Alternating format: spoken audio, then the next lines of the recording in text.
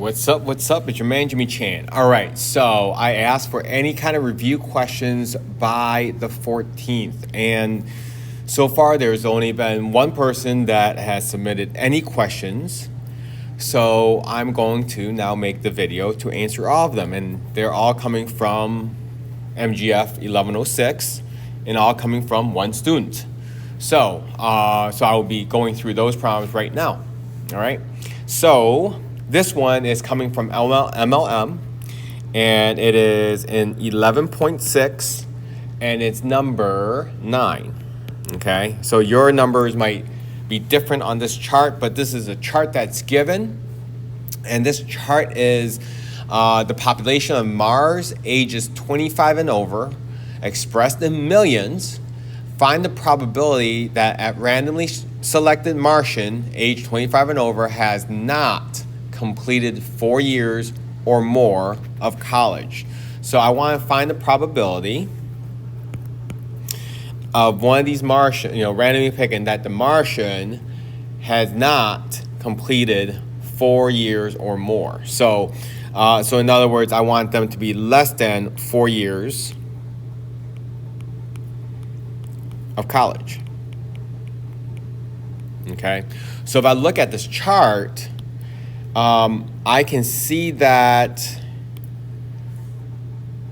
right here, these folks right here are all people who has less than 4 years of college, which should make sense because these folks right here are the people that has less than 4 years of high school. So clearly 0 years in college.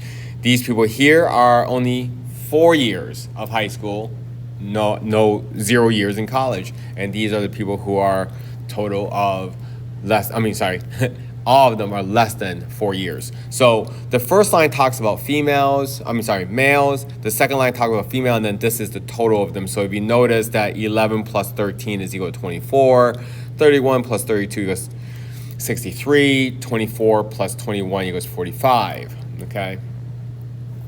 But here's the question. How many total number of Martians are there? Well, there's a total of 171 Martians, right? So probability is always about the part over the whole, right? So anytime we look at probability, it's about the part over the whole. So what's the whole? The whole is 171 million, right? And the part is going to be the 24 plus 63 plus 45. So we did that math right there. Let's see here. 24 plus 63 plus 45 is going to be 132 over 171. And the question is, does that reduce? So let's take a look. 132 over 171 reduces to 44 over 57. So I'm going to guess that this is the probability. So again, part over the whole, okay? The next problem is also from 11.6, and it's number 11. So this one is talking about a raffle for the 21-foot outboard boat, which we did in notes. But this one, there's going to be 6,000 raffle tickets.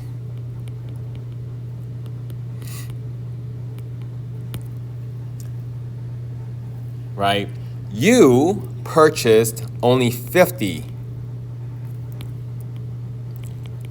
raffle tickets. Okay, so you purchased 50, they have 6,000. So it wants to know the odds against. So the odds against is going to be the probability of it being against you over the probability of winning. Okay, now if it's probably for you, then it'll be winning over against. All right, so there is total of 6,000 tickets, right? So that is my hole. So each of them is going to have their own hole, right? So the top and bottom has their own hole. The question is what part. So for you to win, the probability of you winning is based on how many tickets you bought. You only bought 50, so you have a 50 out of 6,000 chance of winning. Well, what's against you? Well, if you bought 50 tickets, well, how many tickets would be against you? That's going to be based on the 6,000 that is out there, and you bought 50 of them. So in other words, this is going to be, let me see, 5,950 over 6,000, all over 50 over 6,000. And that's going to end up being 5,950 over 50. So what's that ratio? Well, let's see. 5,950 over 50. And that's going to give you a 119 to 1. So that will be the ratio. Okay. Now, if you really want to know how the heck I got 119 over to 1, is because this fraction right here, guys, was going to be 119 over 1. And that's how it would convert to 119 to 1. Okay. So if it was in favor of you winning, it would be 1 to 119. All right. Okay, great. So now let's go to the next problem. The next problem is from 2.5, and it's number 8. 2.5 number 8 says that there's 87 college students that was surveyed to determine where they got their news from. Yes, this sounds familiar because it's also in the notes. Of those surveyed, 21 got their news from newspapers. 32 of them from the TV. And 6 from both.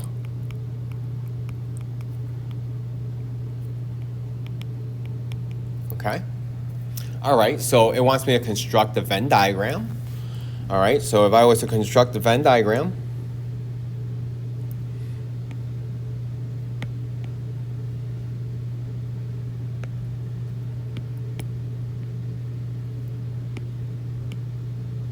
there it is, right? So what I have here is that this whole circle right here on the left is newspapers. Okay, and that is total of 21 of them. So this whole circle, or should I do it this way, and say that this whole circle, this red circle, has 21. While, oh, yep. And then this one here is TVs, right? That's where they get the news from, and that's 32. Or should I say that this circle here, the blue circle, has 32. And the ones that did both is in the middle here, which is 6. All right. So that means in this area here where it's newspaper only, is not 21, it's 21 minus 6. So it's going to be 15. Over here will be 32 minus 6, which is going to be 26. Okay. So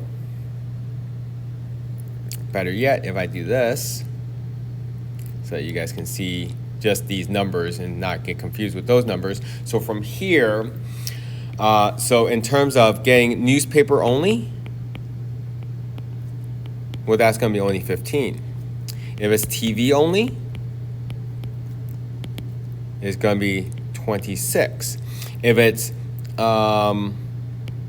newspaper or TV, well, that will be the sum of those three numbers, the 15 plus 6 plus 26.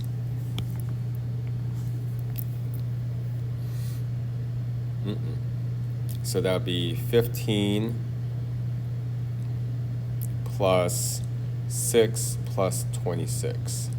So that's going to be 47. Okay? So the question is, how many of them do neither the newspaper nor the TV? Well, what that is talking about is everything that is out here.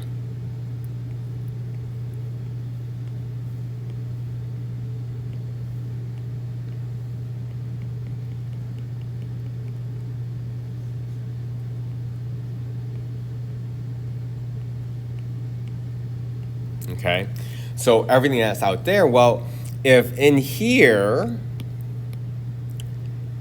is 47, then what is out there? So that is going to be my total number of people surveyed, which is the 87, minus the 47, which would give me 40. So all of these are part of my answer that they're going to be asking. Okie doke. All right, on to the next one. The next one is from 11.1. And it's number 5.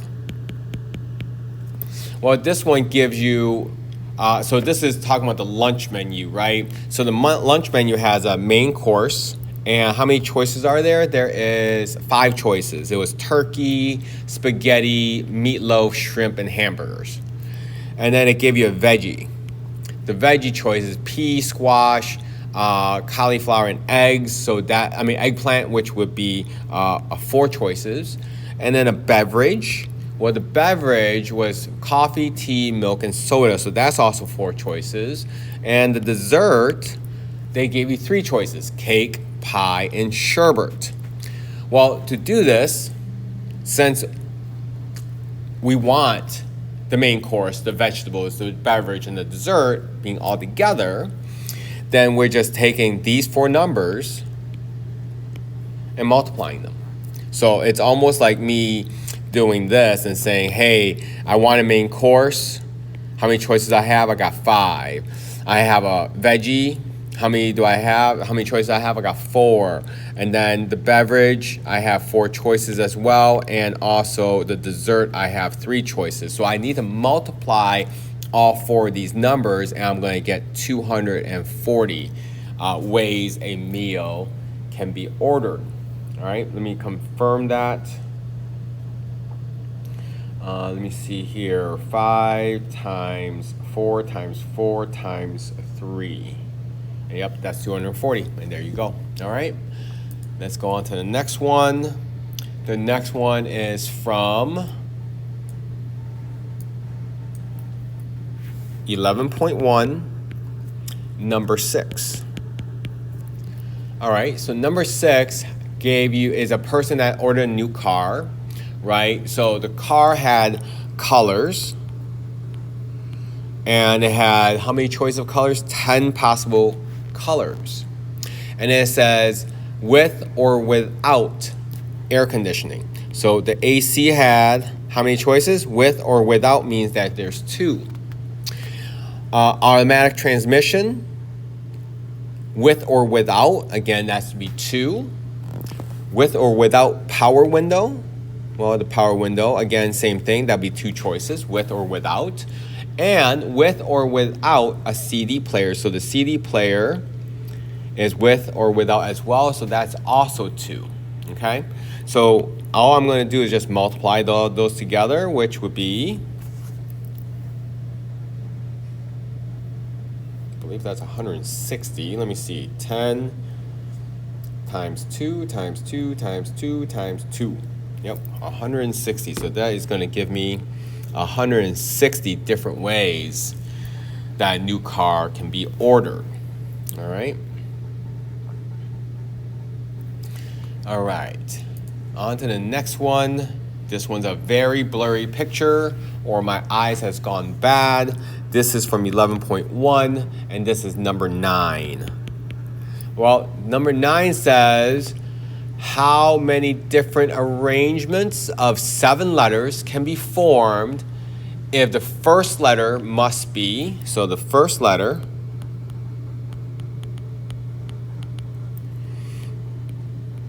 must be a W or a K. Repeats of letters are allowed, all right? So if you look at that, I have what, 7, we said, right? 7 letters? Yep, 7 letters. So 1, 2, 3, 4, 5, 6, 7. However, I know this part.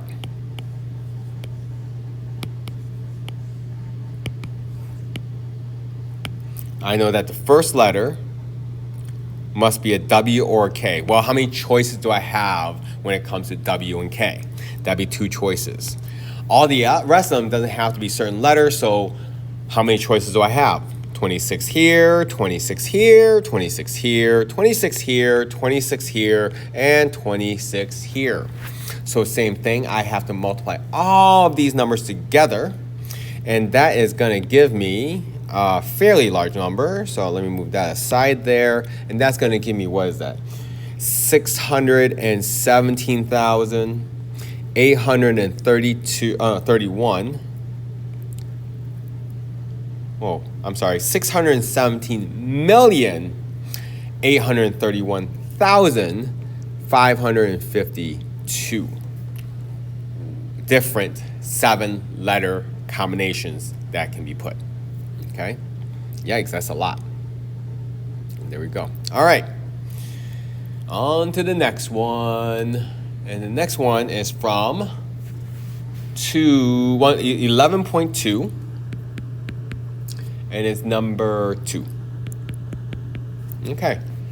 So this says you need to arrange 6 of your favorite books along a small shelf. How many different ways can you arrange the books?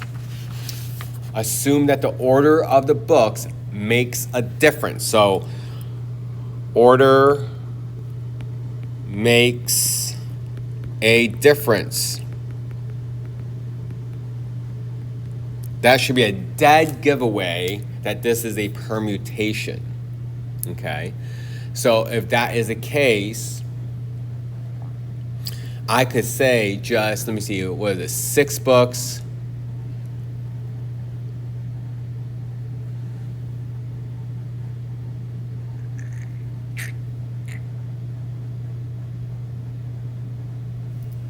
Let me think here. I do have in my head what to do right now, so but I just want to try something here.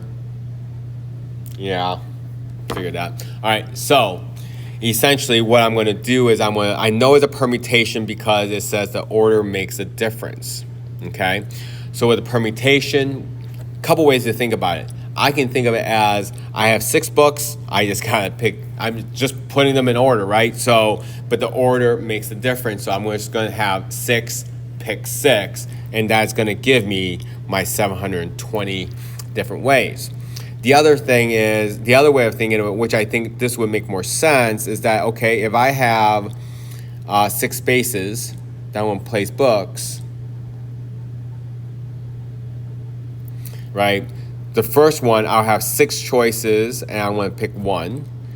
Then the second spot, I'm only going to have 5 choices left, and I'm going to pick 1. Next one, I'm going to have 4 left. I'm going to pick 1.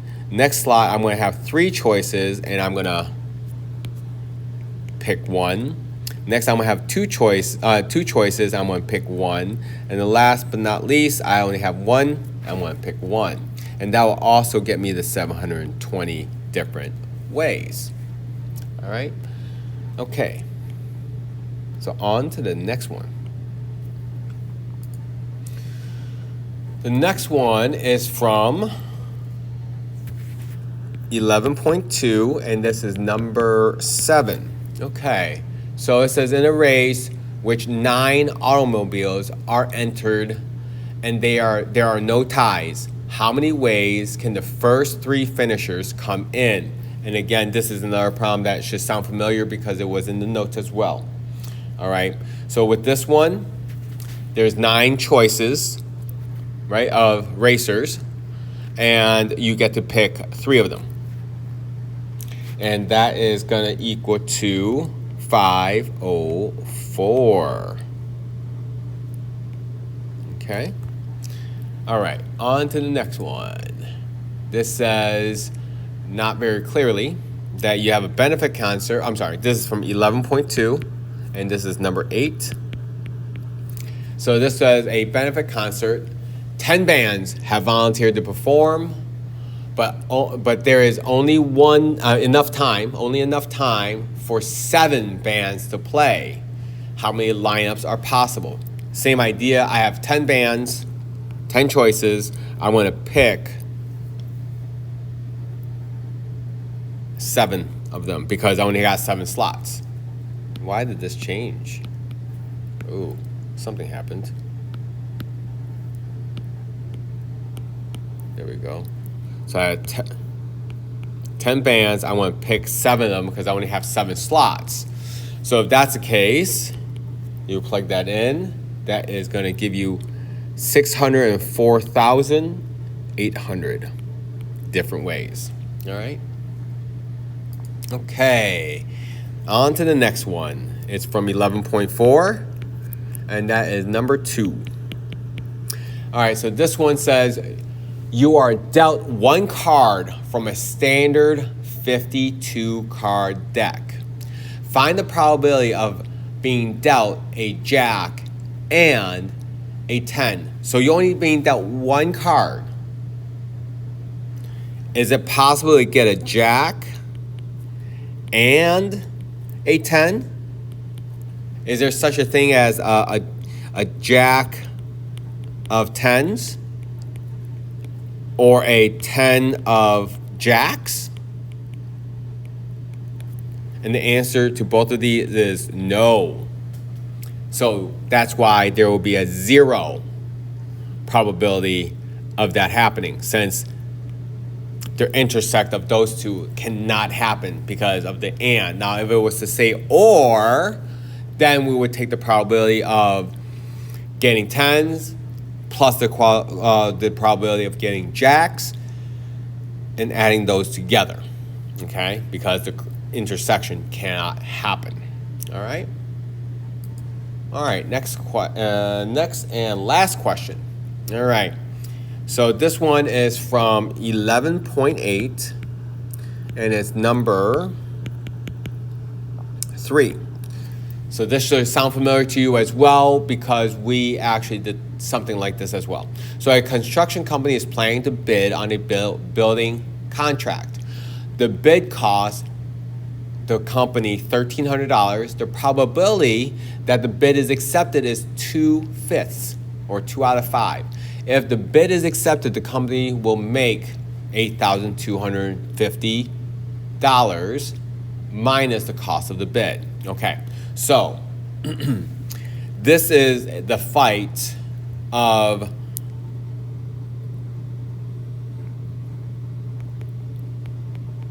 winning the bid, and then what if we lose the bid? So it has to be the win minus the loss. Let's do it that way. Win minus the loss. Well, what are the chances of us winning? The probability of us winning is 2 out of 5.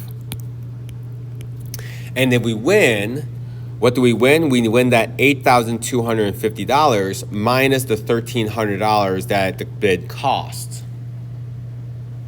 What if we lose? If we lose, well, there's a 3 out of 5 chances that we're going to lose. And if we lose, the only thing we lose is that $1,300. So that is what I want to put in. And, you know, when I think about it, it's always the win minus the loss. And then what's the percentage of that, or what's the probability of that happening? So if I do 8,250 minus 1,300, I'm going to get 2 over 5 times 6950 minus 3 over 5 times 1,300. Okay, so let me see here. 2 divided by... So I got 2 divided by 5 times 6950, I get 2780 minus 3/5 times 1300. That's going to be 780. So my expected value is going to be around $2,000. Okay, if it's around $2,000, then it's probably worthwhile entering this bid for sure. All right. Well, I believe, yep, those are all the questions that I was given, and I hope that everybody else has their questions already answered or is going to ace the exam next Tuesday anyways. So if you have anything else, please let me know. Talk to you later. See ya. Bye.